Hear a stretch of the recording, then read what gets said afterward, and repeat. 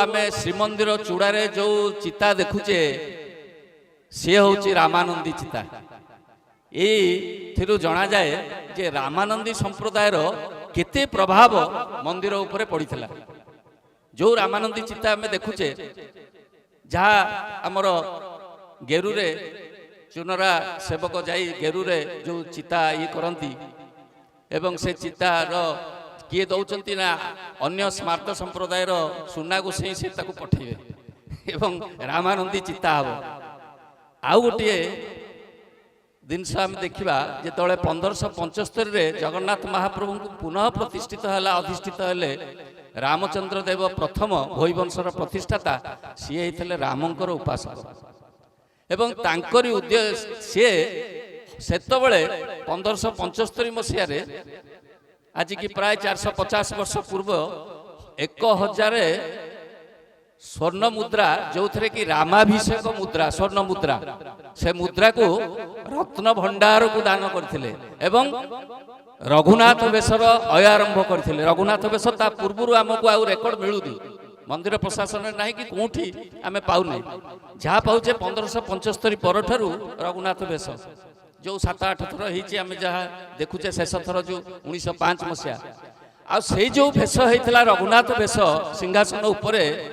शेष थर 1905 मसीहा एप्रिल मसरे होता ताकू देखापी सेतबले बड़ डाक्तरखाना छक जाए लोक लगी 2 दिन दर्शन होता ये कौन बेश को एत समय दर्शन कर नीति है चलला खाली दर्शन एवं से सिंहासन आसीला कलाहाट द्वारा जो रूपा द्वारा आम छामु द्वार से पर्यंत से मंच बंधा होता सिंहासन सामान एवं 32 जन तांकर पार्षद बसते से अपूर्व भेषर पुणी रामचंद्र देव नुआ स्वर्ण अलंकार सब गढ़ई धनु सर एबे भी से भग्नांश भग्न सर एवं तुणीर एवं तार जो रत्न अलंकार एबे भी रत्नर भीतर रत्न भंडार एबे भी अच्छी से भग्न अवस्था अच्छी ताकू जेते थर आमर विगत 40 वर्ष भितर राज्य सरकार ठू आरंभ करी मंदिर प्रशासन परिचालना कमिटी जेते थर लागुचंती से करि पारनांती से भेष हेई पाउनी संभव हेई पाउनी किंतु एई भेष इते आकर्षणीय थिला। आज की देखंतु 1905 माने 120 वर्ष तले लोक लाइन लगे से डाक्तरखाना छक संगे लोक संख्या को देखु से पर्यंत 2 दिन धरी दर्शन चलता ये कथा संवादपत्र उत्कल दीपिका संवादपत्र प्रकाश पाई कले संग्रह करूँ मंदिर प्रशासन तरफ एवं भेष बही उल्लेख कर तेणु महाप्रभु सहित श्रीरामकर एते घनिष्ठ संपर्क परम से तो अवतार होकर जन्मग्रहण करते लीला करते अयोध्यार जमी लीला करते एटी सेमती स्वयं परम ब्रह्म मनुष्य आचरित लीला कर गोटे कथा मु पाइली बृहत नृसिंह पुराण से कहुई पुरुषोत्तमा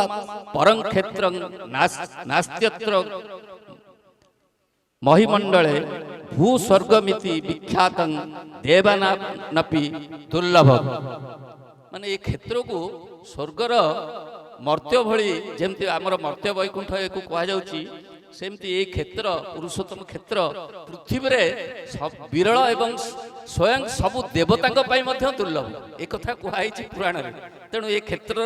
केते महात्म्य एठी जो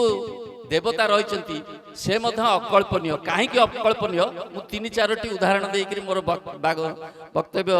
को सांग करी से कपिल संहितार आ गोटे कहुई साक्षात वैकुंठ रूपं तत्क्षेत्र श्री पुरुषोत्तम क्षेत्राणामपि क्षेत्रं च तीर्थ तीर्थानामपि महात्मा एटा 13 अध्याय 6 श्लोक रही कपिल संहितार एतबले आमर ये जो विश्व देवता जगतपति तांको जगतपति कहुई महाप्रभु तांकर जो विग्रह परिकल्पना कराई वर्तमान जहाँ अनुसंधान कराई गवेषणा कराई वर्तमान सुधा सी तो संपर्क में गवेषणा कहीं करें कि ये करें से सबुठारु विश्वर प्राचीनतम देवता कहुई वर्तमान सुधा जहाँ सारा विश्व रे तांको उपरे जेते करा जायछि କାହିଁକିନା ସେ ସତ୍ୟ ଯୁଗରେ ଅଛନ୍ତି, ତ୍ରେତୟାରେ ଅଛନ୍ତି, କଳିରେ ଅଛନ୍ତି। ତେଣୁ ସବୁଠାରୁ ବିଶ୍ୱର ପ୍ରାଚୀନତମ ବିଗ୍ରହ ଭାବରେ ସେ ଅଛନ୍ତି।